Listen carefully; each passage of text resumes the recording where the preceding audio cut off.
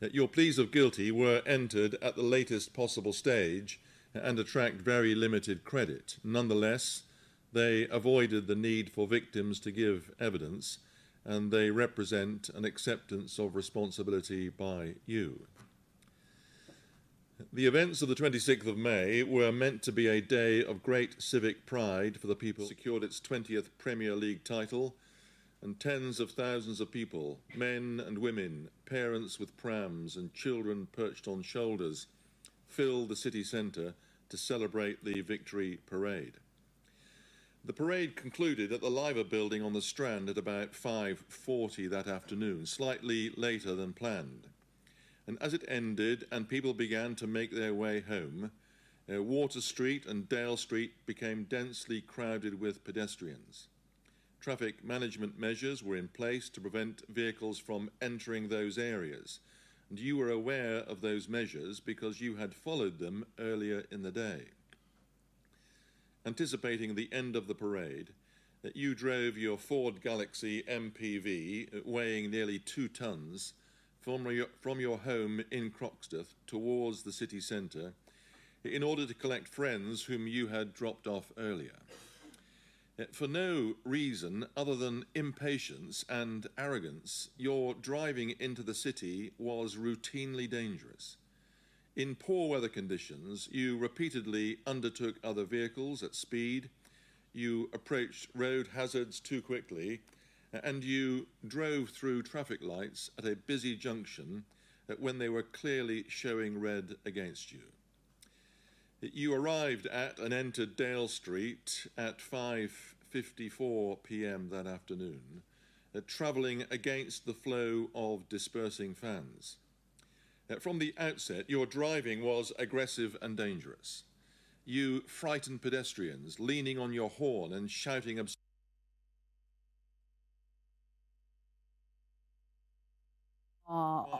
At the sentencing of Paul Doyle, we'll go back to that now. Instead, you made the conscious choice to drive past the cones and into the heart of the crowd. Between 5:59 and 6:01 p.m., a mere 2 minutes, you used your vehicle in a manner that turned it into a weapon, driving deliberately into and over more than 100 people on Dale Street and Water Street. You paused twice during this rampage. Each time you could have stopped, but you chose to continue, revving the engine and ignoring the screams and chaos around you. The footage is truly shocking. It is difficult, if not impossible, to convey in words alone the scene of devastation you caused. It shows you quite deliberately accelerating into groups of fans time and time again.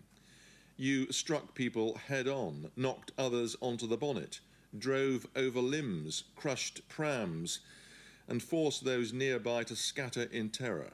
You ploughed on at speed and over a considerable distance, violently knocking people aside or simply driving over them, person after person after person. You accelerated forwards and backwards repeatedly. Several victims became trapped beneath the vehicle as you continued to move it. Others were thrown into the air or propelled across the ground. A number of witnesses, including serving police officers, describe you continuing to press the accelerator even when people were visibly underneath the car. You shouted expressions of frustration, or rather your shouted expressions of frustration underline your state of mind at the time. Not fear or panic, but an inexplicable and undiluted fury. Your vehicle only came to a halt on Water Street due to the heroic actions of a member of the public, Mr. Dan Barr, who jumped into the back seat and shifted the automatic gear selector to the park position, combined with the sheer number of bodies trapped beneath the vehicle.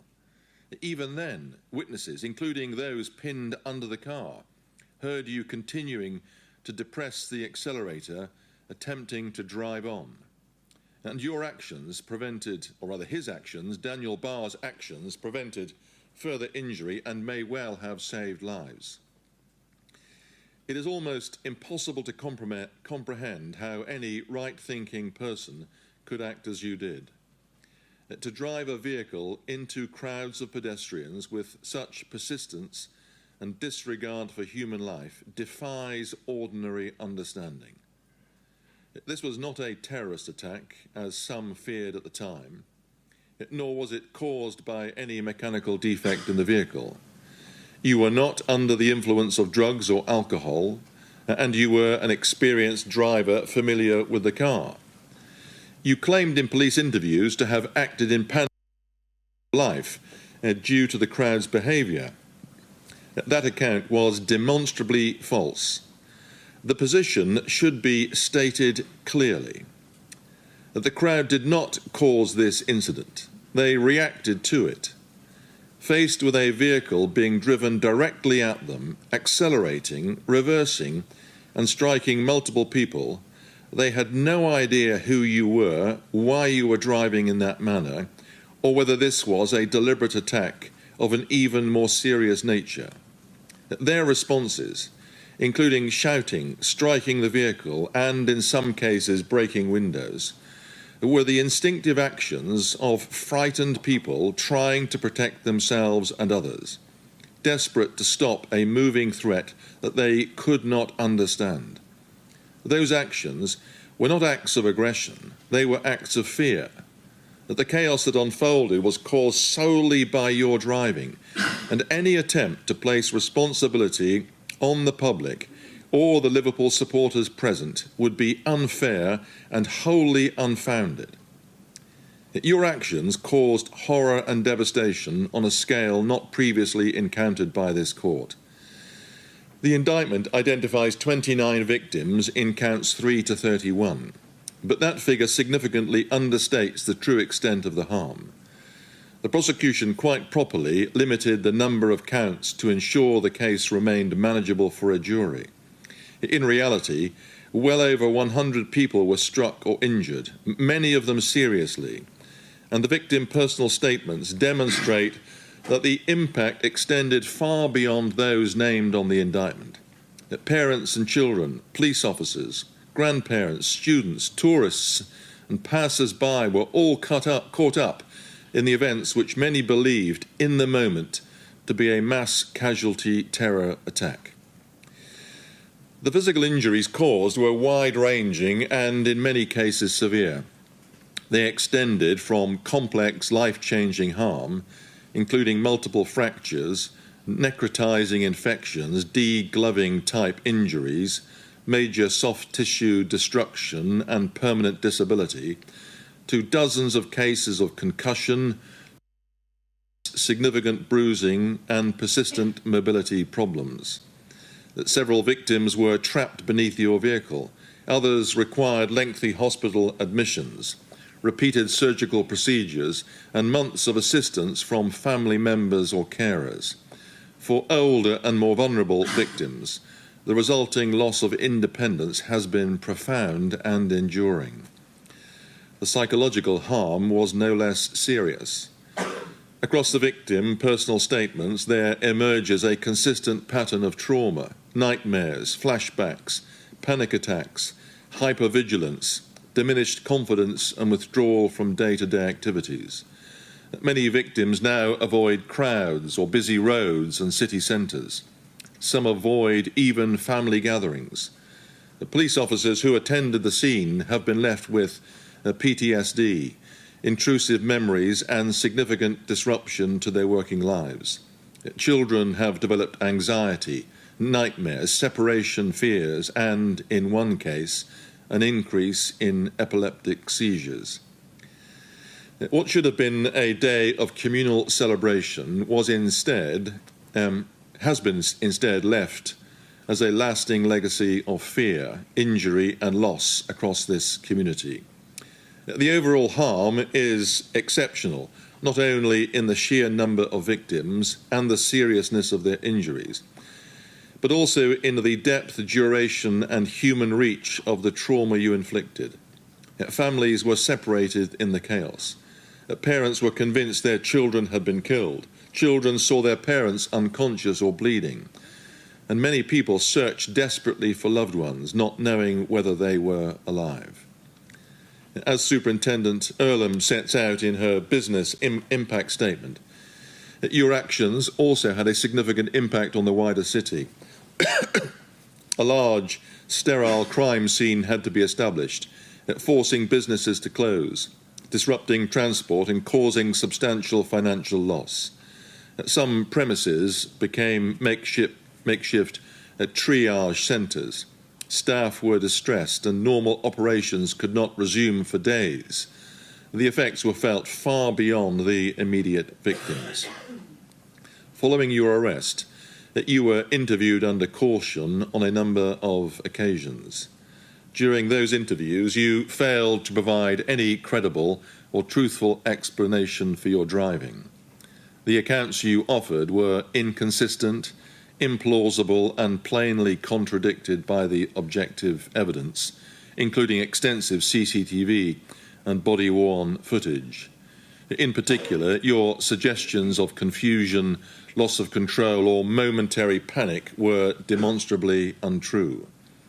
You did not accept responsibility for your actions, nor did you acknowledge the obvious risk you created or the harm you caused. You sought instead to minimise or deflect blame, and you showed no insight into the terror experienced by those you drove at and over. Although I can only do so in brief summary form, it is important that I refer individually to each of the victims named on the indictment. They can be assured that I have read with care all of the impact statements that have been provided. Looking at each count individually then, count 3, Jack Trotter was 22 at the time of the incident and was struck by your vehicle, suffering soft tissue injury to his left calf and a significant exacerbation of a pre-existing back condition. He describes ongoing pain, restricted movement, and significant psychological harm. Count 4, John Evans, was 47 and was hit and thrown onto the bonnet. He suffered pain to his right leg and reports psychological symptoms arising from the incident. Count 5, Scott Doyle, was 36 and sustained injuries to his right knee, lower back and right hand. He was unable to work for approximately 2 months and continues to experience flashbacks and psychological distress linked to the accident.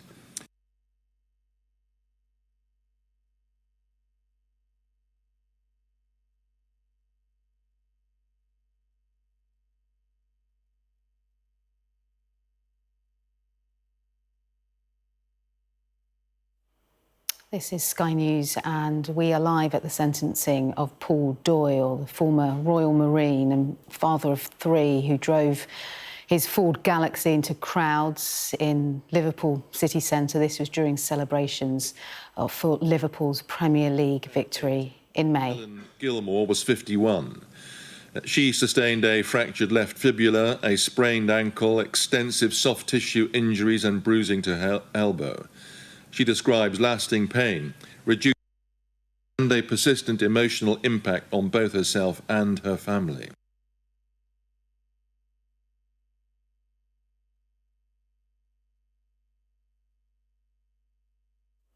This is the sentencing of Paul Doyle.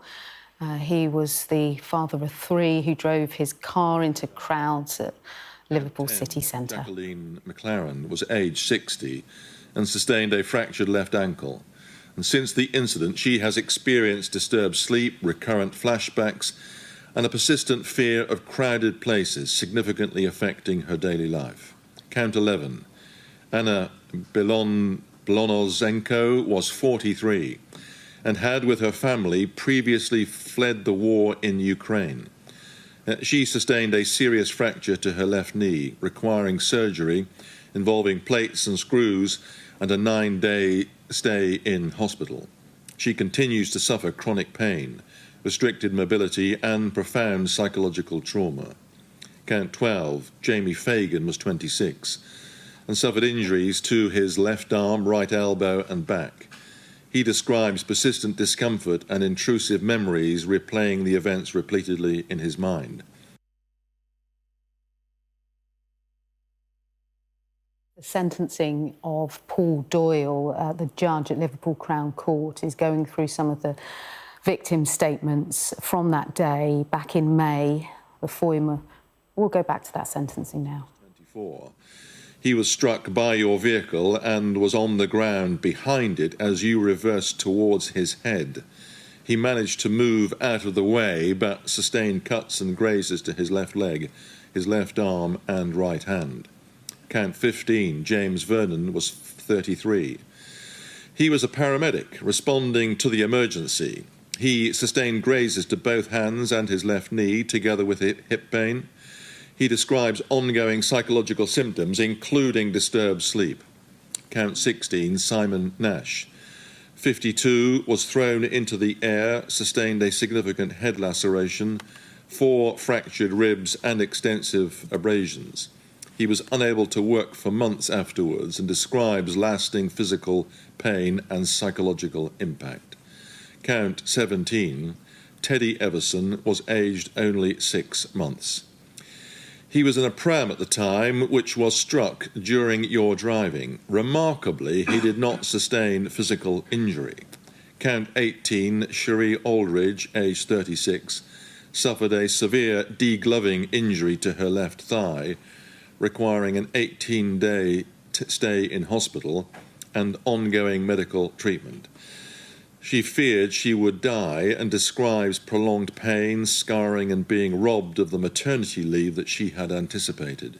Count 19, Emily Wright, was 28. She sustained bruising to her foot and a soft tissue injury to her chest. She has since been diagnosed with PTSD and continues to relive the image of her son's pram being struck during the incident. As she says, the horror.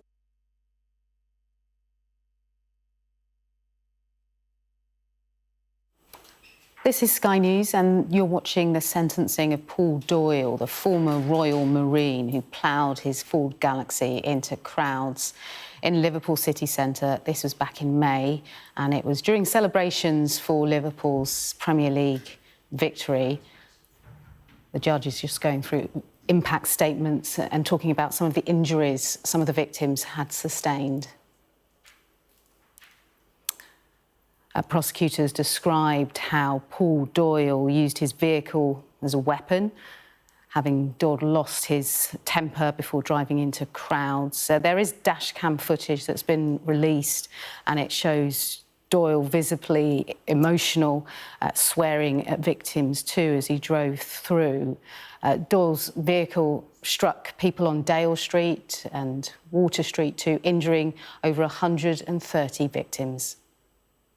Count 22, Robin Dark, was 61 and suffered a deep wound to his heel requiring 10 stitches. The wound became infected, leading to 5 surgical procedures, 9 nights in hospital, 3 months in a wheelchair and permanent scarring. He describes his retirement as having been utterly ruined. Count 23, Sam Alexander, was 31 and sustained a fractured ankle and multiple fractures to the midfoot, together with cuts and grazes. He describes ongoing pain, reduced mobility and feelings of guilt that he could not protect his partner. Count 24, Hannah O'Neill, aged 30, sustained a fractured ankle which continues to affect her mobility. She describes a profound loss of confidence and emotional distress, with her wedding plans being postponed as a result. Count 25, Stefan Detlaf, was 73 and suffered 4 broken ribs, together with cuts and bruising, and required an inpatient admission to hospital for 5 days. He describes continuing psychological symptoms affecting both himself and his family. Count 26, Christine Zieks, was 66 and sustained 6 broken ribs, a hemothorax, subcutaneous emphysema, fractures to her fingers, and a wrist fracture, and she was in hospital for 4 days. Count 27, David Price, was 44 and suffered a laceration above his right eye, a swollen cheek and black eye, together with back pain and cuts to his knees. He experienced shock and distress after being struck by the car. Count 28, Susan Pacey, was aged 77. She was one of those who were recovered from underneath the vehicle. She is fortunate not to have been killed. She sustained multiple fractures, including to her forearm, collarbone, pelvis, spine and ribs, together with a broken nose. Multiple bruises and grazes to many parts of her body and head, and she required surgery and spent 27 days in hospital. And she continues to suffer severe physical limitations and psychological distress. Count 29, Aaron Cothliff, was 17. He was found under the vehicle and sustained extensive abrasions, bruising to both legs, a sprained knee, shoulder bruising, and a small fracture to the tibia, complicated by infection. His mobility was affected for months, his education disrupted, and he describes significant psychological impact. Count 30, Ethan Gilland, was 17. He also was recovered from beneath the vehicle. He sustained a large area of gravel rash to his back, abrasions to his knee and ankle, and a soft tissue injury to his leg as a result of being struck. Count 31, James Weston, aged 40, was struck by the vehicle and suffered cuts and grazes together with pain to his hip, elbow and knee. In order properly to understand this case, it is important to recognise that the offences you have admitted were not the result of momentary recklessness or a panicked reaction. The truth, as captured on your own dashcam and multiple CCTV and mobile phone recordings, is that you lost your temper in a rage, determined to force your way through the crowd regardless of the consequences. And by your pleas of guilty, you admit that you intended to cause serious harm to achieve that end, even to children. The task of determining the appropriate sentence in this case has been far from straightforward, not least due to the unprecedented nature of the incident and the sheer number of victims involved. Nonetheless, I am required to determine the seriousness of your offending and, in particular, to assess your level of culpability and the nature of the harm you caused by reference to the relevant Sentencing Council guidelines for each type of offence. Also, although a large number of people were affected by your actions, I make it plain that you will be sentenced only in respect of the offences charged on this indictment.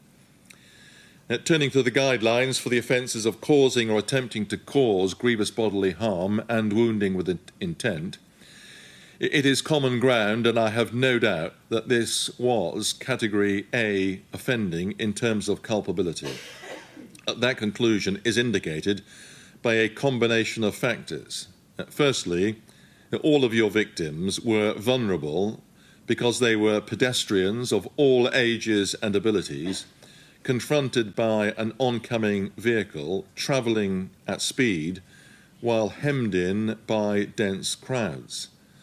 Secondly, you used your motor vehicle as a highly dangerous weapon, or at least as a weapon equivalent. When deliberately driven into a crowd of people, the car was capable of inflicting grave and fatal injuries, and that is precisely the risk you chose to create. And thirdly, there was an element of persistence in your actions. You had repeated opportunities to stop, but you chose instead to continue regardless. Some of your victims suffered injuries that fall within the highest level of harm, Category 1. That is because the impact resulted in permanent injury, including psychological condition, that has had a substantial and long-term effect on their ability to carry out their normal day-to-day activities.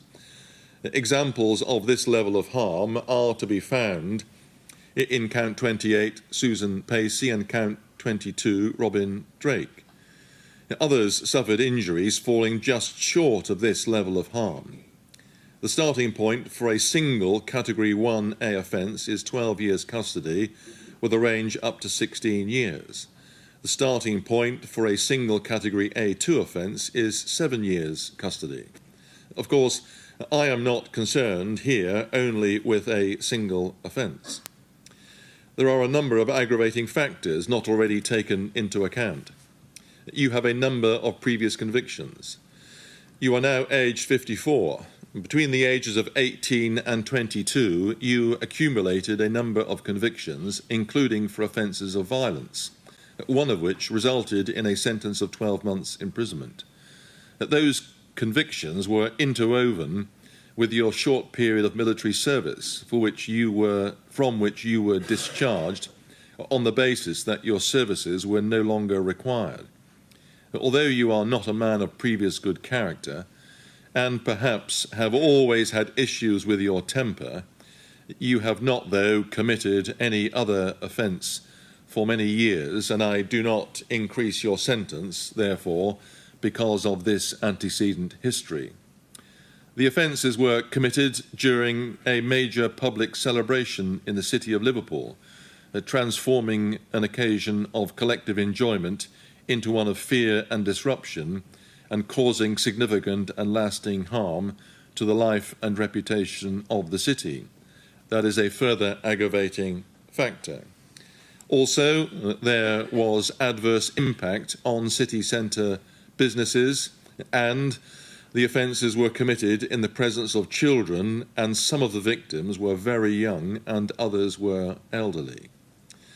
There are, of course, other important factors that I must have regard to, factors which reflect personal mitigation. As I have observed, after a troubling start to your adult life, you did turn your life around. You went to university and have had a successful career within the cyber security industry, and you are married with 2 sons. I have read a substantial number of character references written by family members, friends, colleagues, and professional associates. They come from people who have known you over many years and in different settings, including your wife, your close family, former colleagues in the technology sector, neighbours, and community contacts. Collectively, those references describe you as a devoted husband and father, a reliable and supportive family member, and a person who has lived a disciplined and responsible life for many years. You are consistently described as hard-working, kind, generous with your time, and willing to help others. Several referees speak of your professional success, your mentorship of younger colleagues, and your involvement in community and sporting activities with children. These people are as bewildered as everyone else at the shocking events of the 26th of May, describing it as wholly out of character. They also refer to your expressions of regret. I accept all of that, and I recognise that the sentence I am bound to pass will have a devastating and profound impact on you, and more importantly, on your wife and children. But I am afraid that this evidence of positive good character can have only limited effect on the sentence when the court is dealing with offences of this gravity.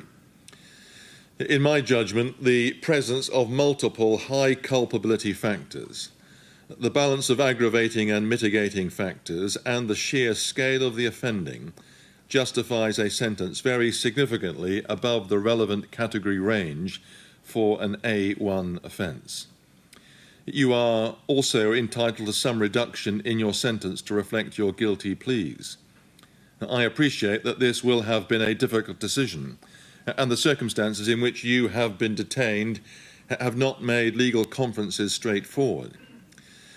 But the evidence against you on many, if not all, of the charges was overwhelming, and you could have given an indication of acceptance of responsibility much earlier than you did.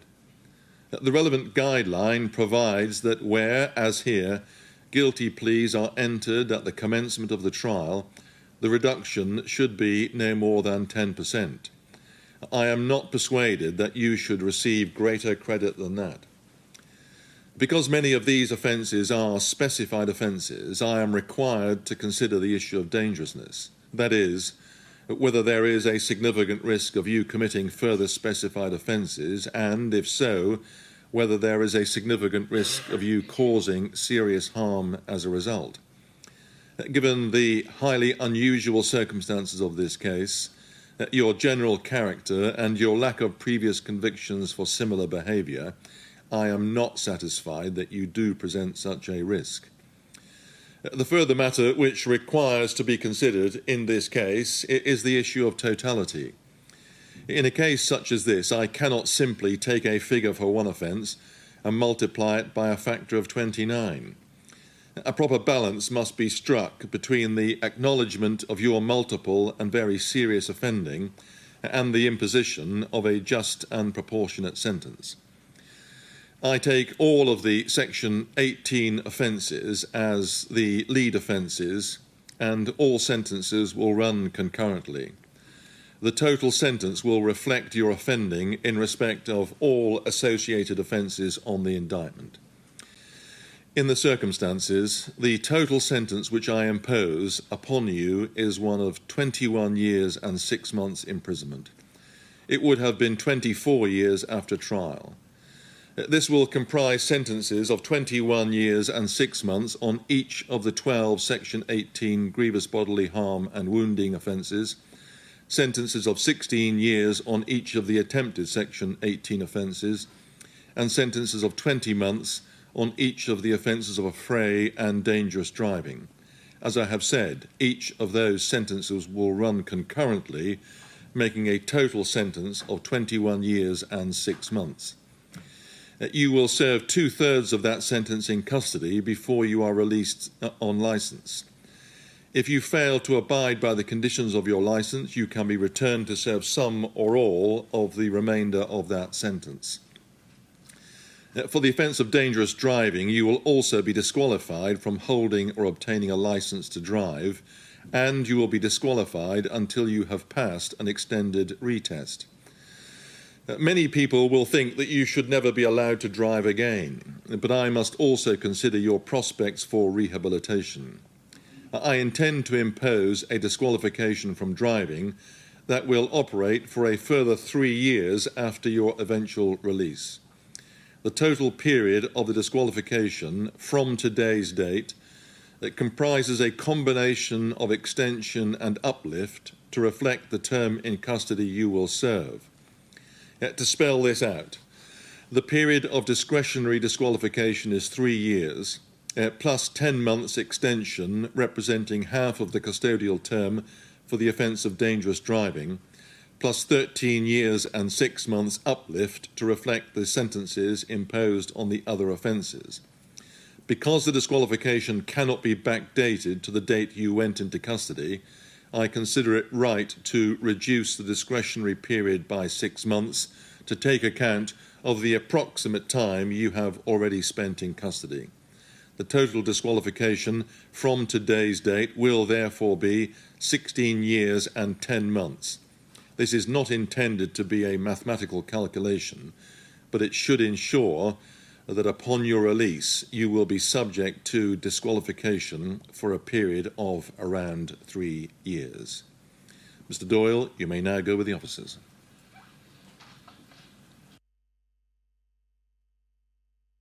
Well, that's the sentencing of Paul Doyle, the 54-year-old, sentenced at Liverpool Crown Court to 21 years and 6 months in prison after driving into crowds at Liverpool FC's victory parade on the 26th of May, injuring 134 supporters. We heard in the judge's summing up and sentencing there the horror that so many of those people went through, the horrific injuries and the impact that it's had psychologically on so many of those victims in the months after it. He drove his vehicle into more than 100 people. The judge pointed out that he paused twice.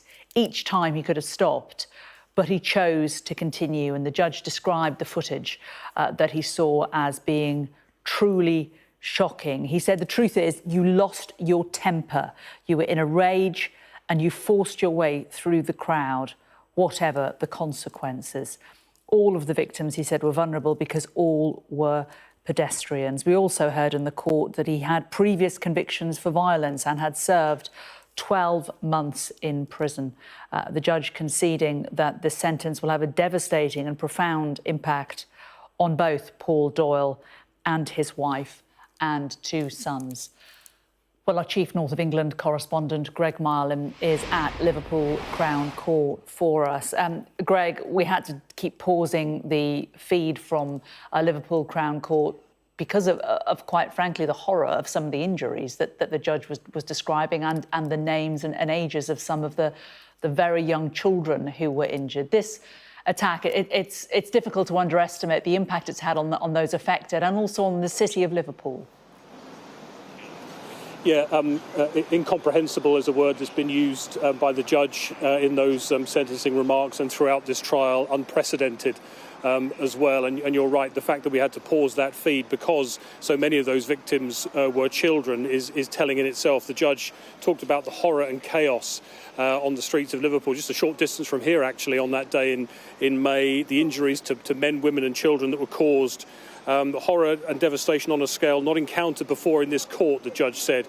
He talked about Doyle's aggressive and dangerous driving. The footage, the dash cam footage from his own car that was shown in court, he said was truly shocking. It's a scene of devastation as person after person was hit. He said it's impossible to comprehend what was going on and talked about that inexplicable and undiluted fury in Paul Doyle that day, and you could hear it on that dash cam as he was swearing and shouting at those people in his way. What the police said, quite simply, he lost his temper that day. He was determined to get to where he was going, which was to pick up a friend who he'd earlier dropped off at that parade, but using his car as a weapon, deliberately driving at people, and would have carried on had it not been for the actions of a bystander that day who got into the back of the car and jammed the automatic gear shift into park, and also the fact that people were under the front of that car.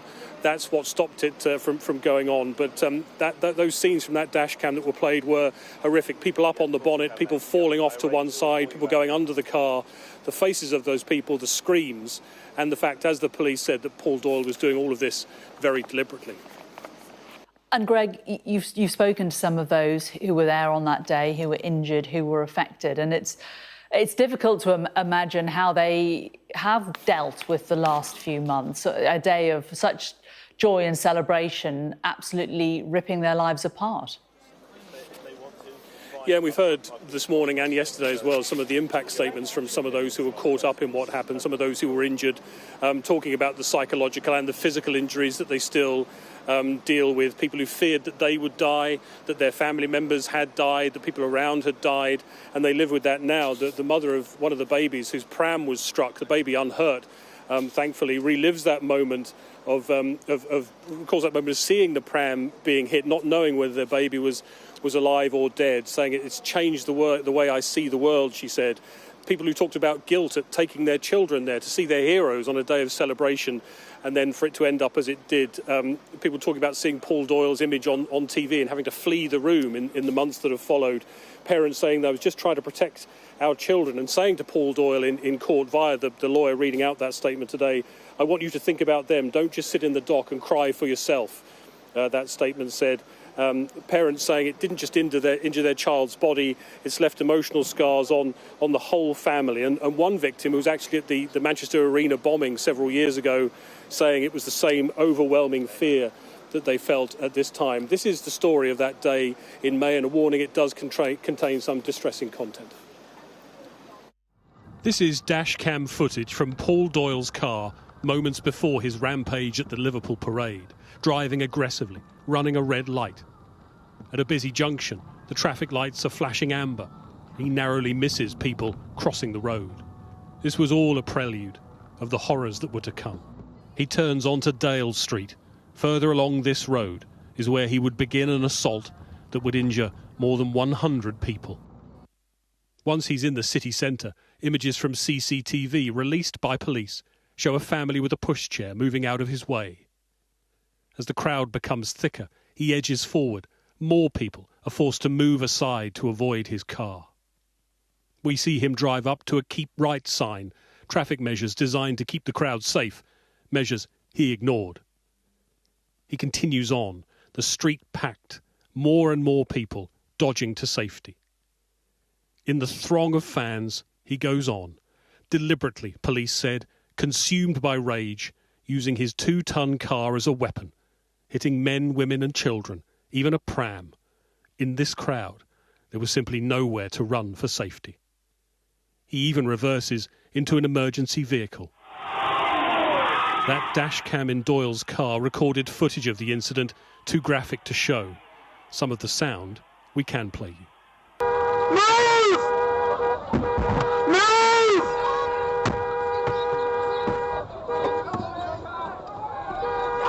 Move! What are you doing? In my 20 years of police service, this is the most distressing and graphic footage that I've come across. It gives us an eye view of what Doyle was encountered with on Dale Street and Water Street at that time. It really is horrific viewing to watch. You can see people in front of his vehicle and Doyle has got complete disregard for their safety. He continues to drive as people bounce off his bonnet, as people go underneath his vehicle. He clearly got angrier and angrier as the dashcam footage rolls on. He was shouting profanities at the people in his way, shouting things such as, "It's a road, move out my way, get out of the way," and various other profanities. He just clearly got red mist, as we would describe it, and there was nothing stopping him. What did stop him was former soldier Dan Barr, who managed to get into Doyle's car. Desperation to get him stopped, determination to stop him by whatever means. I think that was going through my head. He accelerated off and the door slammed shut. So we've gone from total chaos, panic, screaming, to relative silence as he's accelerated off, and then you can just hear the people being hit and run over. I was obviously aware that it was horrendous, and I could see people's faces, they could see the looks of just like they were trying to plead but wasting their time. That's all that they could do. There was nowhere to go, there was nowhere to get out the way. I do recall seeing they had an automatic, and therefore P for park was right at the very end, so it wasn't even in the middle or anything. So I thought, like, just jam that forward as far as you can. That should stop him from memory. And it did. Police have described him as a hero. I don't think I am, seriously. I think it's standard. I think, like you hear about this, of course, he wouldn't do, if he could have, wouldn't have done what I did. I can't think of anyone, especially on that street. Get him in! Doyle was arrested at the scene. On the floor, on the floor! That's my life ruined now. It's ruined so many people's lives. Your name, please. Paul Doyle. Paul Doyle. Yeah. He said he'd feared for his life. Prosecutors said that was lies. At the parade, Debbie Blair filmed the celebrations. There with her son Mike, a day of joy for thousands of fans that was to turn to one of horror. It is that lives with them, the fear, even initially shared by police, that it was terrorism. Well, obviously, seeing the car coming and seeing people flying up in the air and body, going out like feet, really, wasn't it? And then he's pushed me out the way and I've got pushed with the crowd. People were just screaming, "It's a terrorist, it's a terrorist. He might have a gun, he might have a knife." Next minute, people were all screaming, "Kill him, kill him." It was just carnage, total carnage. So we ran to the car. Obviously, his body's underneath it. So after a bit of scuffling around, we tried to lift the car. So after all that, after 6, 8 minutes, 7 minutes, I've sat down in the bar and I basically started collapsing with injuries. Mike was one of the 130 injured that day, his lungs still affected.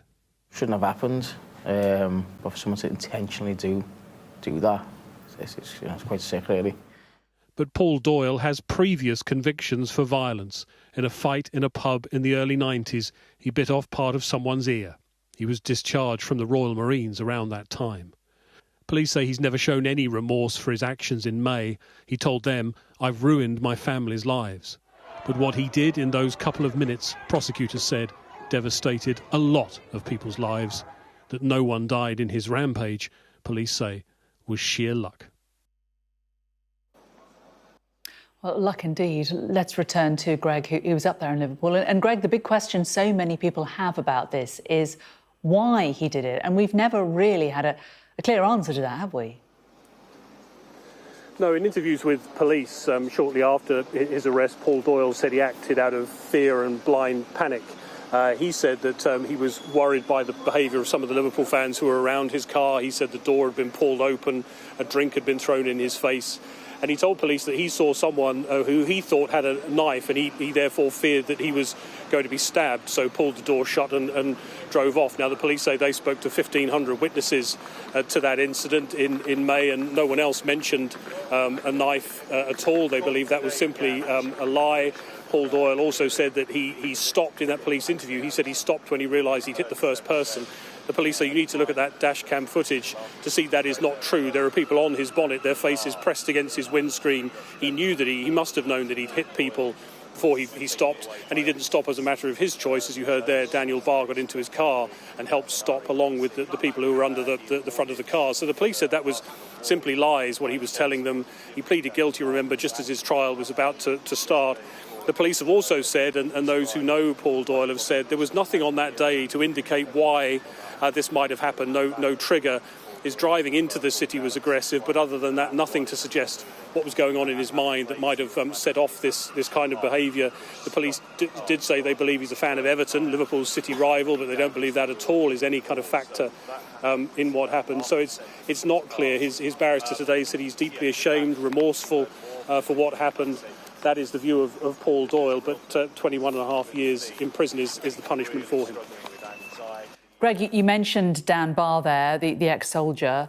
As you saw in your report as well, he has been described as a hero by Merseyside police for intervening and for bringing Paul Doyle's car to a stop. Let's have a listen to more of what he had to say about the day of the attack. Well, there was an ambulance on Water Street, and I was heading towards that. And I remember thinking, oh, imagine trying to get an ambulance through this. That must be chaotic. So I was headed towards the right of it from where I was coming. And quite a lot of things are blurry, but I do remember roughly being near the ambulance and seeing like just the roof, like a dark coloured roof of a car, like snaking through people and just being knocked out of the way, flown through the air, and just like they weren't there. And that was coming towards me. Well, that's when I obviously knew something was wrong, as everybody else around me did at the same time. A lot of things are blurry. I remember seeing that snaking through. I don't remember how close I've come to being in contact with his car. I just remember, for some reason, I don't know why, but his vehicle stopped for a bit. And at that exact time, this is my memory, by the way, I'm not saying it happened like this, I seem to remember like the crowd opening up and there being a gap for the rear left door. So I ran over to that. There was already other men at different positions around the car trying to get in desperately, and now I assume it was locked. The car was locked. And men were desperately trying to punch their way in. But just the sheer desperation of the situation, you just knew it wasn't over. I don't know why. We didn't really know what it was at that point. I remember running up maybe about 5 paces and bracing myself to punch the window through, because once again, assuming it was locked. But right at the last split second, I tried the door. Mine opened, so I got in the back seat. And what were you thinking at that moment? Like, why did you decide to try and get into the vehicle? What was your aim? Just to stop the situation. I just knew you've got to do something. Nothing else really mattered, to be honest with you. My thinking was, I'll tell you, I remember being glad I was in. I remember glad I got in there. I remember thinking, right, we're in. We, as in, are in. But as soon as that thought entered my head, he accelerated off and the door slammed shut. So we've gone from total chaos, panic, screaming, to relative silence as he's accelerated off, and then you can just hear the people being hit and run over, and like 10-pin bowling, and yeah, pretty horrendous. I could see everything from where I was. And what was going through your head at that moment? Desperation to get him stopped, determination to stop him by whatever means. I think that was going through my head because I remember checking out my options. What I mean by that is I'd have been looking for where the keys were. I can't remember whether I'd done this, but I imagine I'd have grabbed hold of the wheel. I'd have probably ended up messing around with him, going for the, I can't think of the name, the handbrake, whatever. I don't recall, but I do recall seeing they had an automatic, and therefore P for park was right at the very end, so it wasn't even in the middle or anything. So I thought, like, just jam that forward as far as you can. That should stop him from memory. And it did. I'm not sure whether this is like involved in the case or anything, because I don't know the details of everything else. But as far as I'm concerned, I didn't feel safe after that because, although not that I didn't feel safe, I'm not really bothered about that, to be honest with you. I didn't feel the job was done. Although I had my hand on park, according to me, he was accelerating still. He was still trying to get going. He was still, I can't remember, I think he was trying to get my arm off. That might be, sorry, as I say, things are a bit fuzzy. But I kept my hand on there. Nothing would have moved my arm, no way. And obviously the crowd come in again. Once he stopped the final time, the windows start coming through. I remember people trying to drag him out, but his seatbelt was on. And I managed to get, I don't know, I have to do weird positions when I'm explaining this story, sorry. I managed to get my hand up and press in a weird position. Obviously I'm in the back seat between the middle. I pressed his seatbelt button, and as soon as I pressed it, he was gone because the crowd had him out. That's when I thought, okay, sound. And was Paul Doyle even aware that you were there? Was he saying anything to you, like kind of what was happening in the car at that point? I've been asked this question before, not just today. I find it a very interesting one, and I still can't really give a great answer. It's whether, I don't know. He was repeating the same thing over and over. Why won't they move out my way? Was he asking me? Was that a statement? I don't know. I don't know how he wouldn't be aware that I was in there, but also at the same time, I just don't know. It's a very interesting question to me. I mean, it's interesting. I've watched the dashcam footage, and he doesn't give any sense of being aware that you're even there. He's so focused on, exactly as you say, like shouting those things, and he's sort of focusing on the crowd in front. You don't get the sense that he's had any idea that you're even in the vehicle from what I've seen of it. Yeah.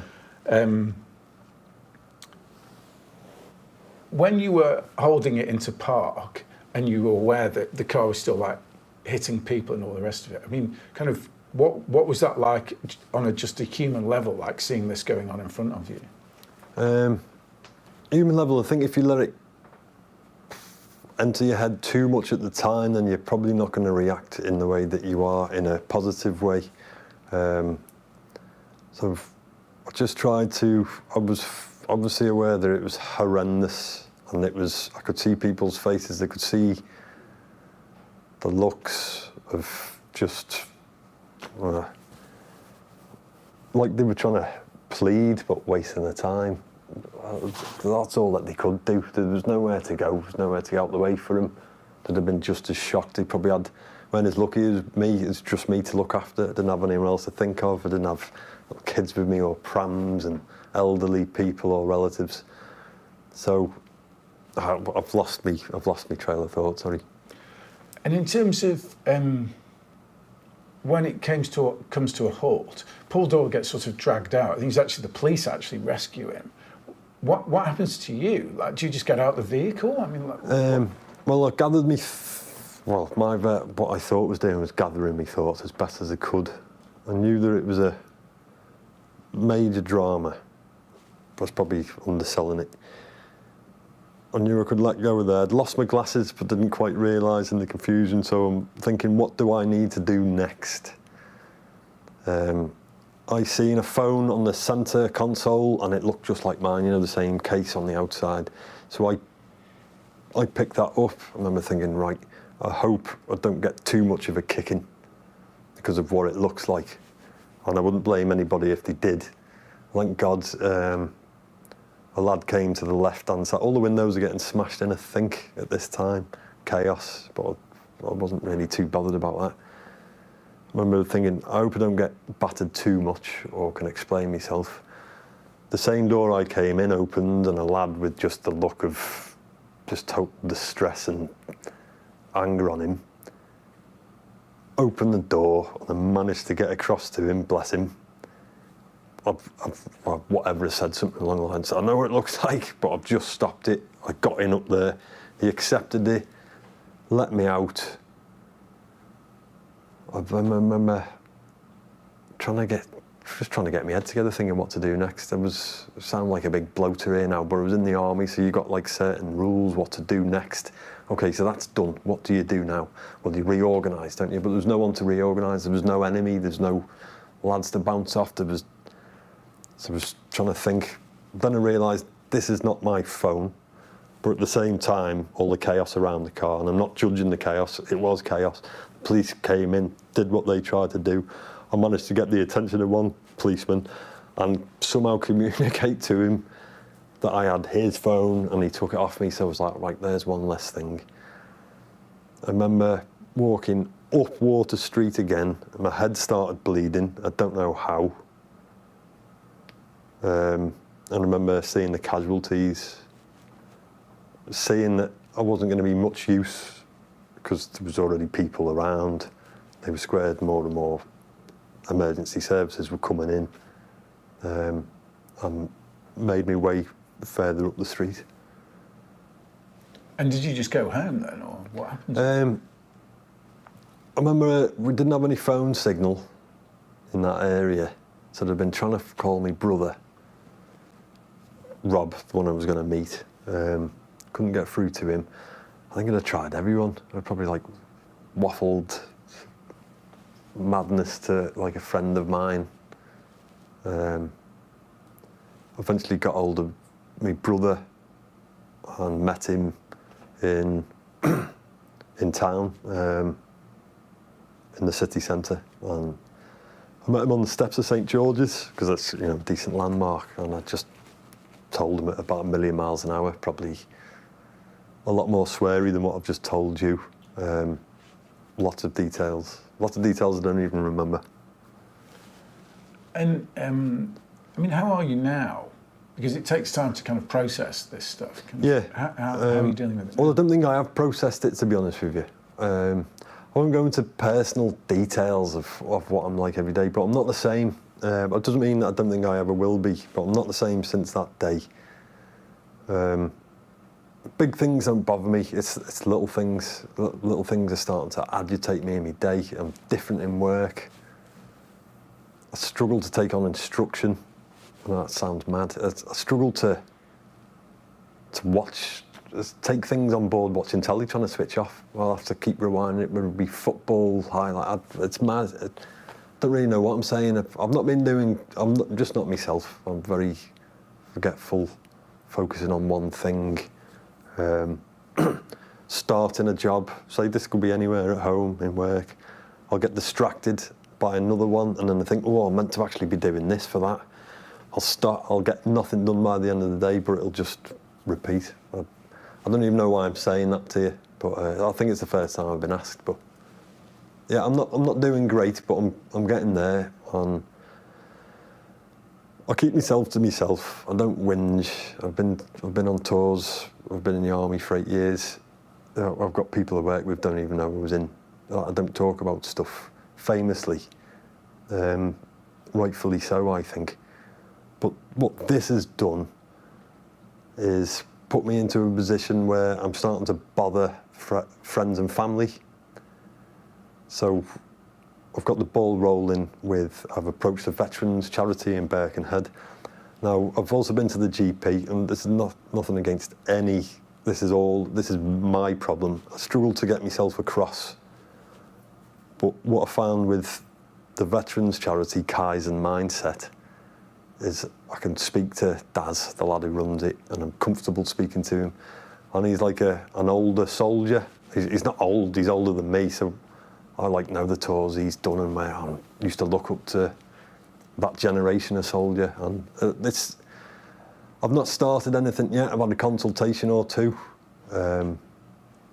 So I'll start all therapies and things in the new year. It's all new for me, but I'm going for it.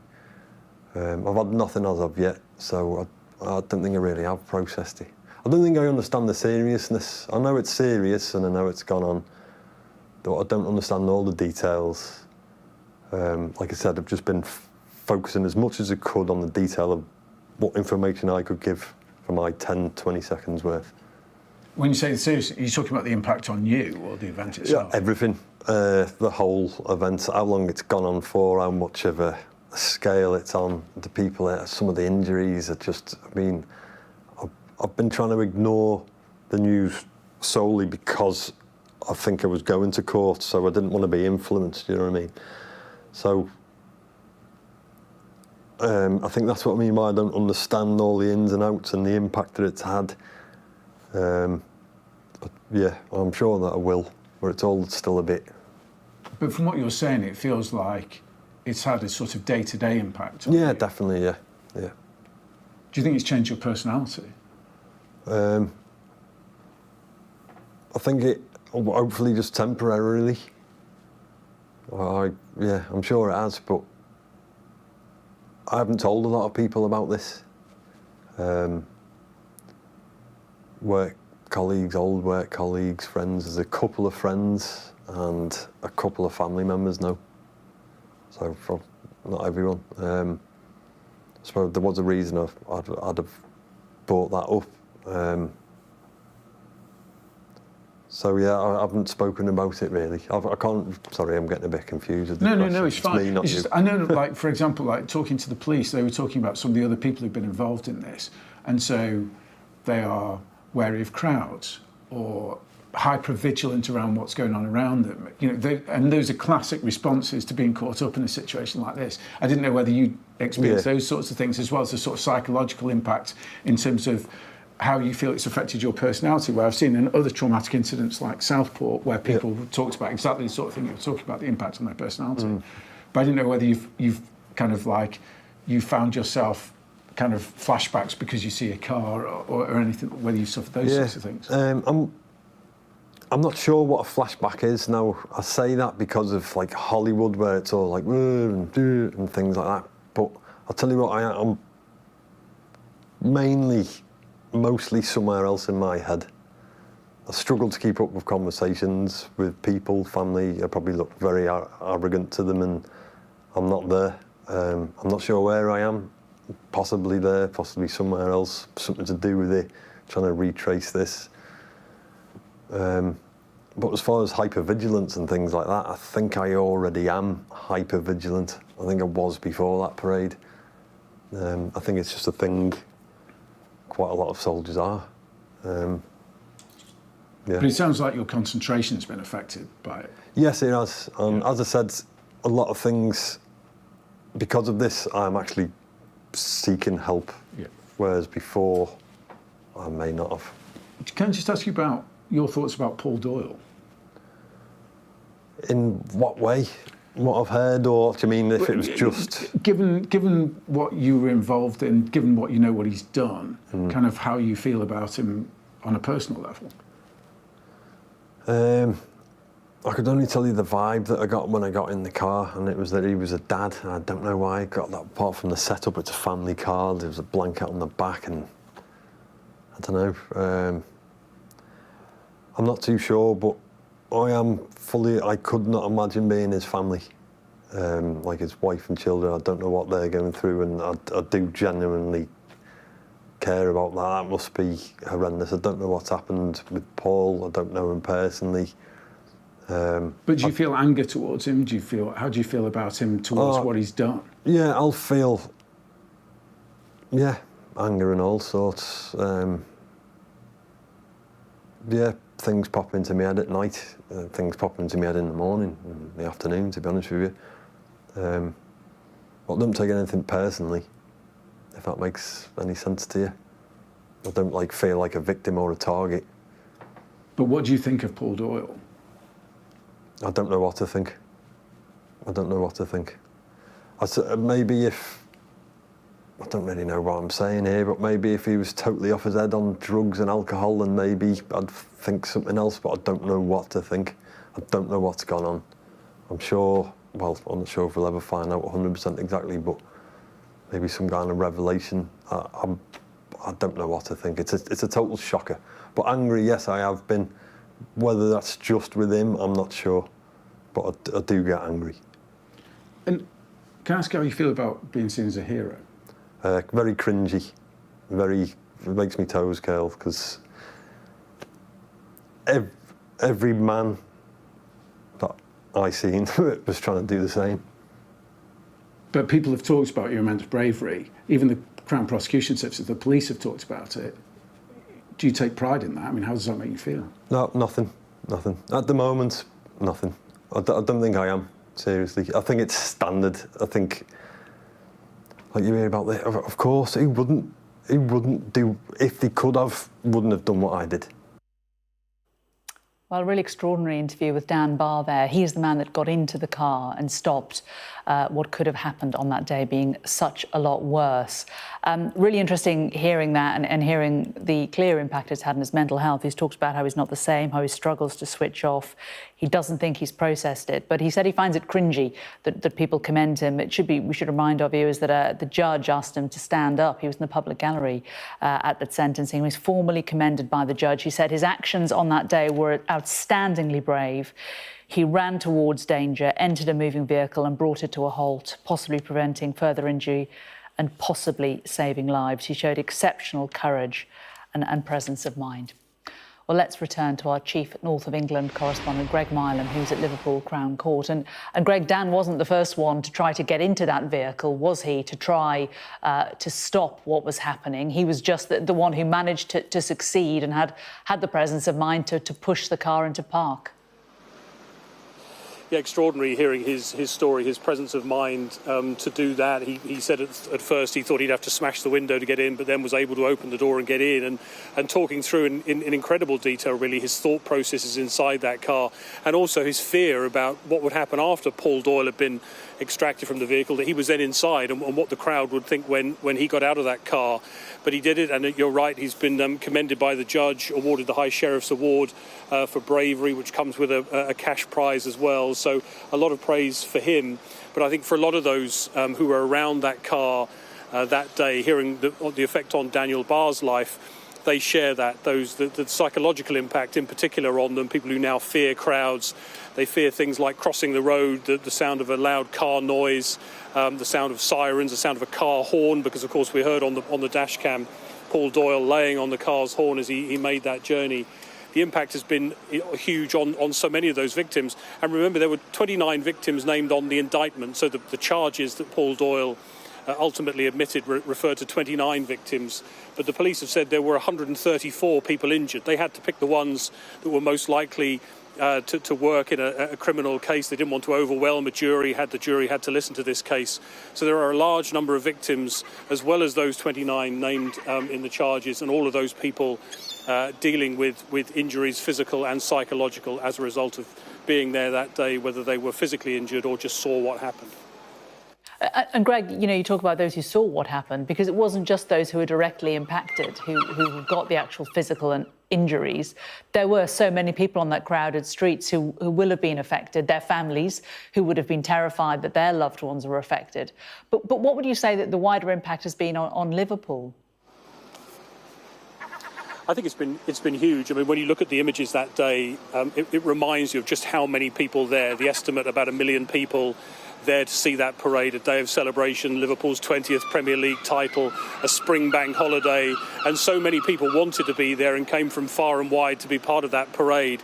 And there they were, making their way away from the end of that parade to continue the celebrations, to head home. And then that day of joy, as described in court, turned to one of horror. And many of those people who saw that, even if they weren't caught up in directly what happened, talk about now not being able to go out into crowds, being turned off football. We're getting a statement on the court steps from the Crown Prosecution Service. As you'll be aware, on the 26th of May 2025, Paul Doyle drove a car that weighed almost 2 tonnes into crowds of people celebrating Liverpool Football Club having won the Premier League.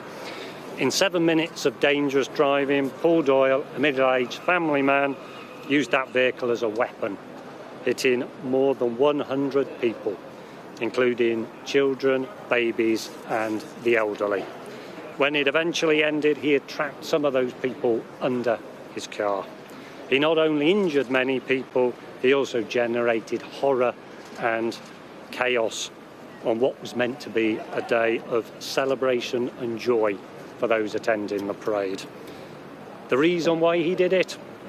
The truth is as simple as it is awful. Paul Doyle lost his temper and in a rage drove into people, intending to cause them serious harm.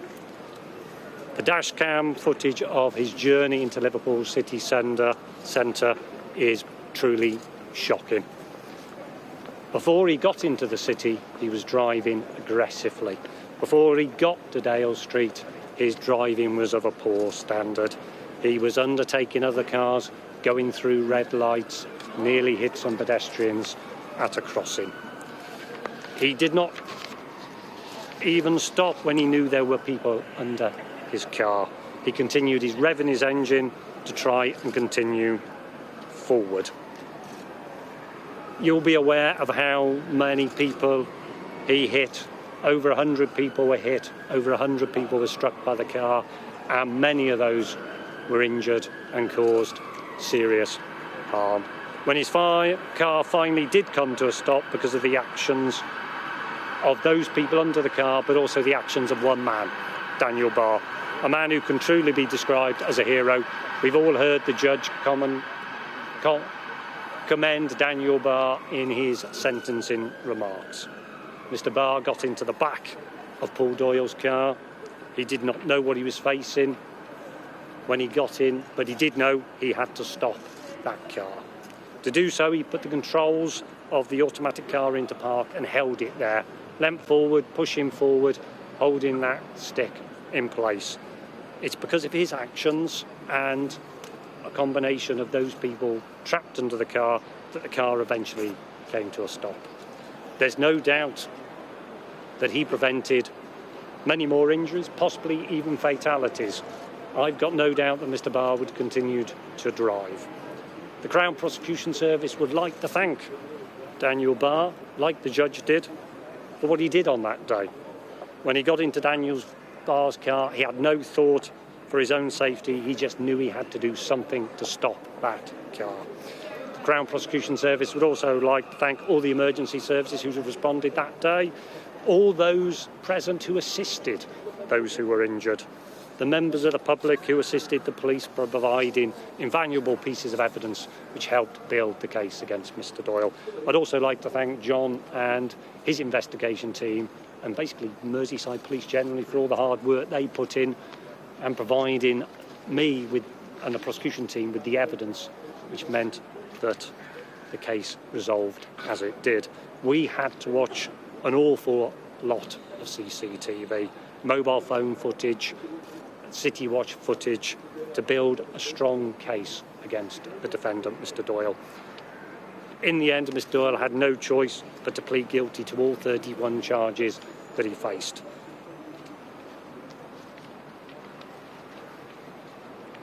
My thoughts and the thoughts of the CPS are with the victims and the witnesses today.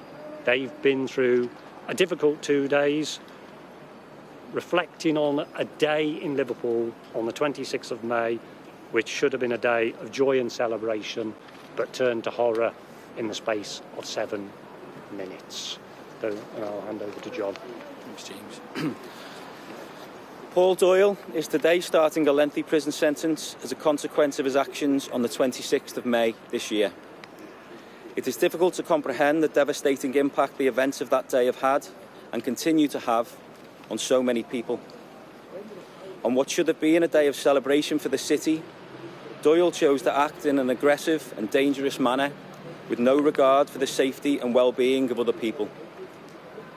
No prison sentence will be able to undo his actions on that day or heal those who continue to suffer physically and psychologically as a result of what they endured. Our thoughts remain with everyone affected, and I hope that now the judicial process is finished, those people will be able to start moving on and rebuild their lives.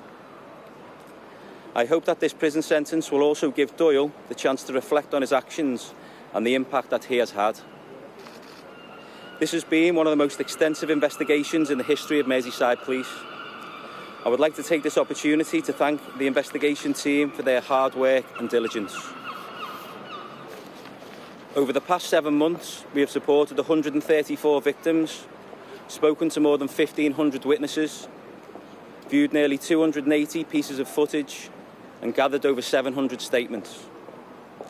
I'd also like to thank those who bravely came to the assistance of those injured and impacted on the day, including Merseyside Fire and Rescue Service, the North West and St John's Ambulance Services, His Majesty's Coast Guard and our policing colleagues.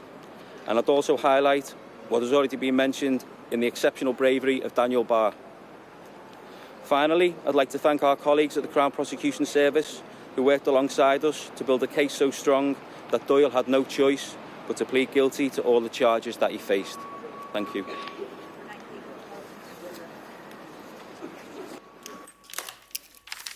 Well, that their statements on the steps from the Crown Prosecution Service and the police, reiterating some of the facts of this case. The CPS pointing out how dangerously Paul Doyle had been driving before he had got to the city centre, and also commending Daniel Barr, the man that we just heard from in great depth about the impact it's had on him, the man that got into the car, and the police also talking about the devastating impacts that the events of that day have had. Let's return to our correspondent, Greg Mylan, who is in Liverpool city centre for us. And I wonder, Greg, if today the fact that this case has happened, that it has come just over 6 months, really, since the actual events took place, means that those involved perhaps have a point now that they can start looking forward and moving on with their lives. Yeah, I just spoke just then briefly to a man called Rob Dark, who was one of those mentioned in the indictment, a man who suffered pretty horrific leg injuries. His leg was jammed against the curb as the car hit his leg, and he said to me it was a good result, that sentence, simply that. He says he's been told his leg will never be the same, he'll never make a full recovery, but I think the relief was very evident on his face that this is over, the relief that they didn't all have to sit through the trial, because of course Paul Doyle changed his plea to guilty on the just as that trial was due to begin. So I think there will be a lot of relief, but the victim impact statements over the last couple of days have given us a real insight into how the events of May live on for so many people, and the fact that the criminal prosecution is over, the fact that Paul Doyle has been sentenced won't change that for a lot of those people. Many of them have said it will be lifelong, the impact, particularly psychologically, of what they saw and experienced on that day in May. Greg, thanks very much for now. Let's cross from Greg, staying in Liverpool, crossing across to a councillor at Liverpool City Council, Councillor Carl Cashman, who can join us now. Carl, wondered what your reaction is to the sentencing today. Yeah, I think it's a lot of people in the city will be happy that they've seen someone punished for something that was quite clearly had a huge impact on the people of the city. And as people have said previously, you know, nothing's going to undo the physical and psychological harm that's done, but this will go some of the way. The judge has followed a proper process and has come to a conclusion. And I was quite struck, to be perfectly honest, about some of the stories that I heard during this trial, particularly to do with the witness statements and also to do with the dash cam footage. I think that was, you know, pretty horrendous, and people will be looking at that and thinking, you know, this person's probably getting something that he deserves. Yeah, because of course the footage that we're able to show our viewers today is footage that we couldn't show in advance of the trial and the sentencing. Those who were down there on the day will have seen this stuff, and this stuff, I suppose, will have been being replayed in their heads over and over since that day. Yeah, of course. I mean, some of the stories that I heard from A&E departments around the city were pretty horrendous, just getting absolutely flooded at the time with people that were coming in with some minor injuries and some people coming in with major injuries. That has impacted not only those hospitals, but the people of the city permanently. You know, what was supposed to be a really jubilant day has ended up quite a sad day, and that really saddens me as a Liverpool Football Club supporter. You know, I was out with my dad at the time, and then to experience that and to have to react to that just kind of put a bit of a dampener on the day. And I think there's certain questions now that we've got through this court process that the council now need to answer. So, you know, nothing absolves this person of what he's done, but there's certain things that we need to look at, such as why were roads not closed properly or not monitored properly. I think that investigation now needs to take place, and the council and other authorities will have a lot to answer for. Do you think it will change how the city celebrates in the future and how these kind of events are run? I don't think so. I think something like this, I say it's a freak accident, but, you know, there's clearly been some misstep there, some lack of organisation, some incompetence, which has meant this has happened, and we need to get to the bottom of that. And I've asked for that ever since this did happen. I don't think it will change the way that Liverpool celebrates, because it is a city that when we've done something good, we want to celebrate, as do other cities throughout the UK and throughout the world. People should be able to celebrate joyous occasions like this without thinking there's a threat to life or a threat to their health. You know, authorities need to make sure that the people who are charged to them in their care feel that they can go to these events and celebrate them without any worries, and that's not happened in this instance. And very briefly, we heard about the bravery of Dan Barr. The judge formally commended him in court. Should he be getting something like the freedom of the city of Liverpool, do you think? I'm not too sure about that yet. I'll leave that one to a future committee. I'm sure that anyone that serves the city of Liverpool in the right way deserves an honour, and I'm sure the right people will make that decision. Councillor Carl Cashman, good to talk to you today. Thank you very much for joining us. Let's just finally this hour return to our chief North of England correspondent, Greg Milam, who is at Liverpool Crown Court. Greg, just someone who's covered this case extensively, both on the day and ever since, and spent a lot of time with victims. What are your thoughts today? Well, I think it is what, as I say, that victim, Rob Dark, said to me a little earlier, the relief that this is now over in terms of a process. They've had to live with seeing Paul Doyle's face on news coverage, hearing over and over again details of what happened, even in the last couple of days. And I think for a lot of people, attempting to move on begins now. It's worth remembering, of course, that at the moment this all happened, many of them felt it was terrorism. They felt they were in something they'd seen around Europe with Christmas markets being attacked by people using cars.